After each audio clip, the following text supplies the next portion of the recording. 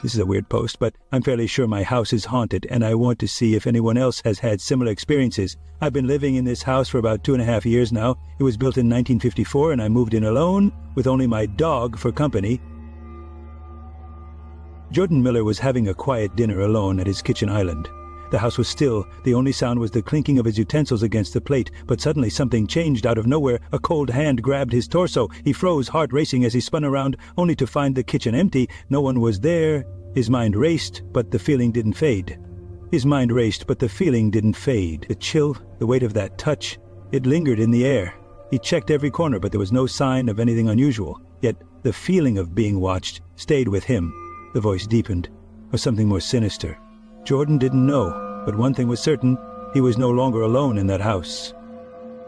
Jordan Miller had always felt uneasy about the guest bedroom. The blinds, they kept opening on their own no matter how many times he closed them. The next morning they were wide open again. The voice builds tension as it continues. Tonight he decided to investigate. He walked into the room, and instantly the temperature dropped. It felt colder, like someone was standing there watching him. The room looked normal, empty, no sign of disturbance.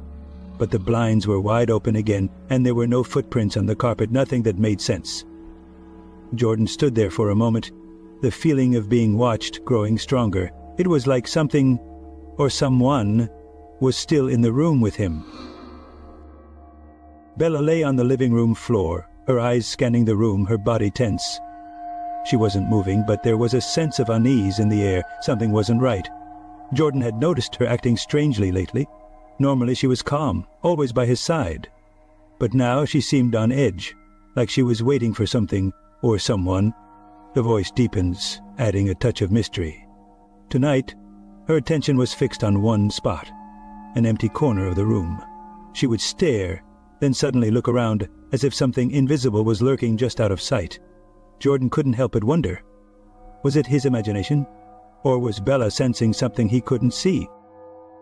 Jordan stood by the window, staring out into the darkness. The wind howled outside, but inside was different. It felt colder, heavier. The voice deepened, conveying Jordan's rising unease.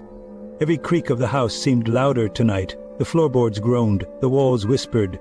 He felt as if something was watching him, waiting for him to make a move. He tried to shake it off, but the feeling wouldn't leave. He got his thoughts. The house wasn't just old. It was alive, and it seemed to be feeding on his fear.